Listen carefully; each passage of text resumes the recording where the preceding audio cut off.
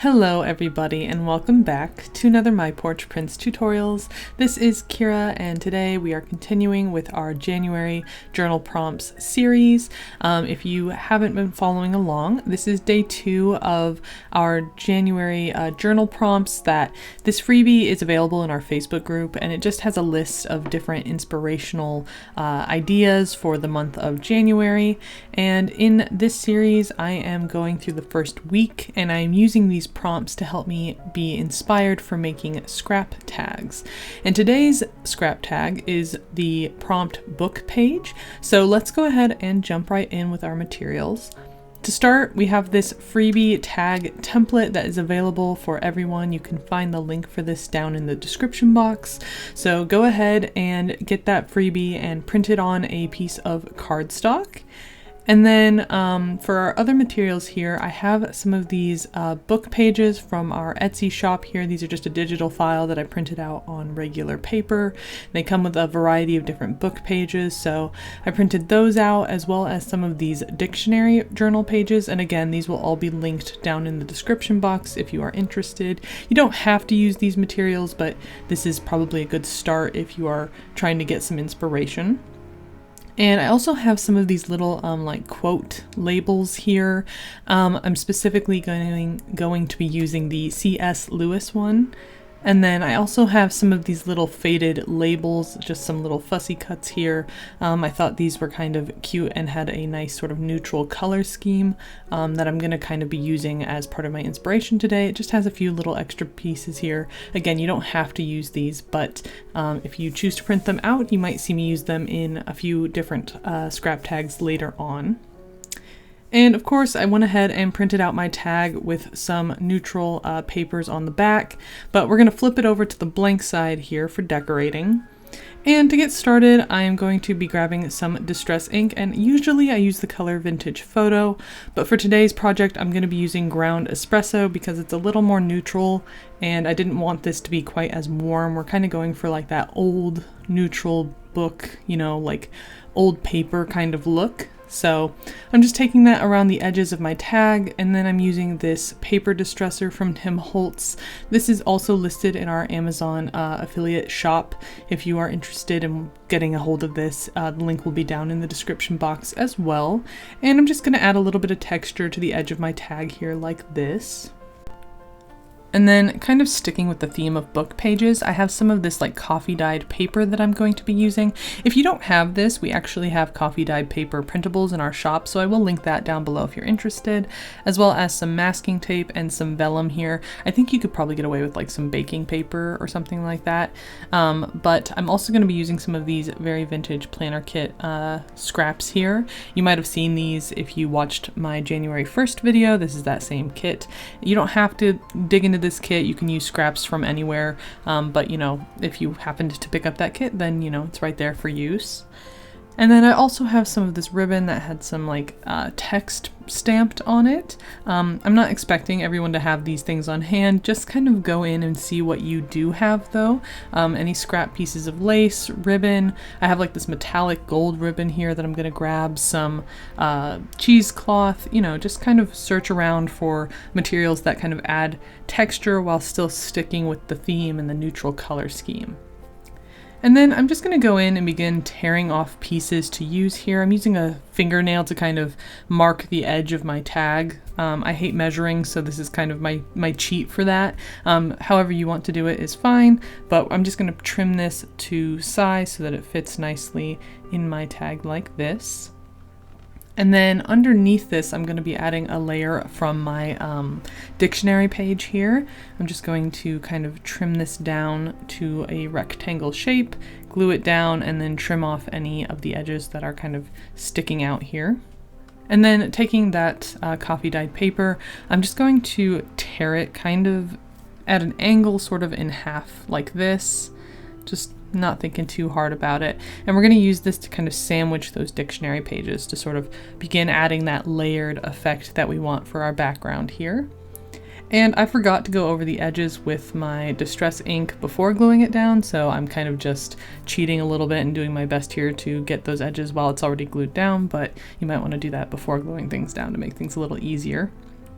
And then I'm going in with another one of those book pages, and I'm going to, again, kind of cut it down to fit along the top shape of my tag, and just kind of glue it down like this. And then I'm taking some brown craft paper to add a little bit of contrast. Again, this is optional, you don't have to do this, but I just felt like this was missing a little bit of something to kind of create that light and dark contrast to really make the layers pop, so I'm gonna go ahead and do that. If you don't have craft paper though, you could just use some distress ink really heavily on a piece of paper or even paint it. So, you know, you don't have to use exactly what I'm using. Anything you have on hand works. And then I'm just going to kind of continue to build up my layers, sort of going back and forth here. So, you know, I don't want all of my dark pieces on the left. I'm trying to kind of stagger them. Each time I add a new material, I'm trying to add a couple pieces on sort of opposite ends of the tag, opposite corners, things like that to kind of keep it feeling random.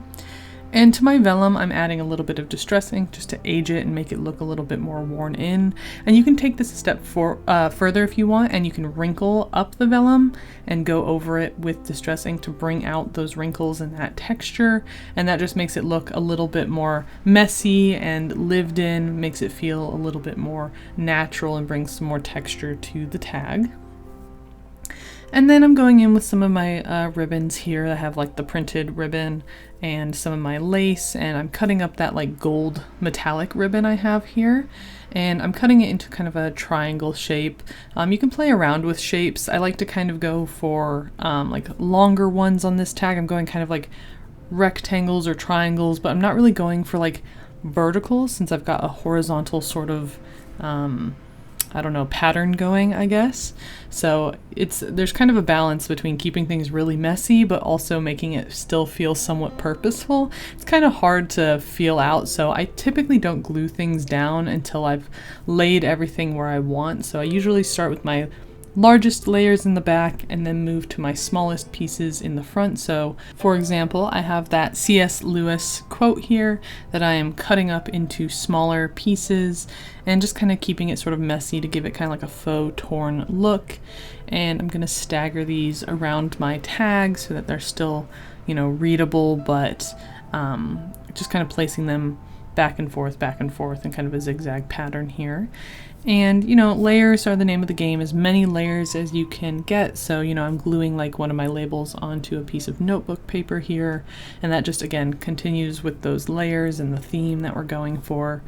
And then once I have all of my layers, I might add some bows or some buttons to give it a little bit more extra texture. Again, you don't have to do that. This also adds bulk, so, you know, keep that in mind. However much you add to your tag makes it a little bit thicker, and so you want to make sure that it's not too thick if it's going in like a journal or something like that.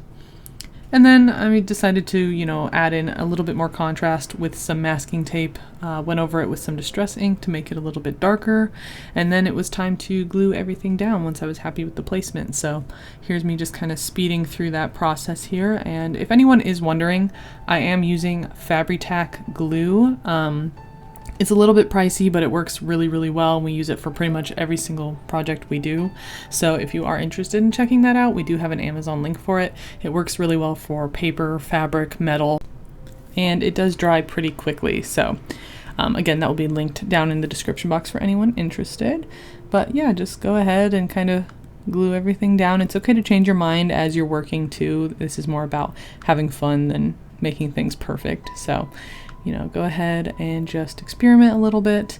And then once everything is glued down, this is kind of the final finished tag. So I'm just going to go ahead and go around it with my distressed ink to kind of pull all of the edges together, make it feel like one final solid piece here, kind of age that paper up.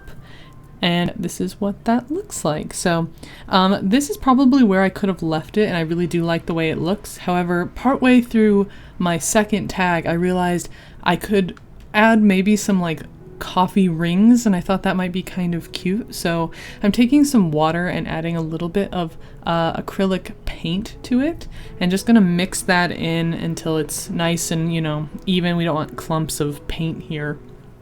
And then I am using a brush to kind of add some splatters.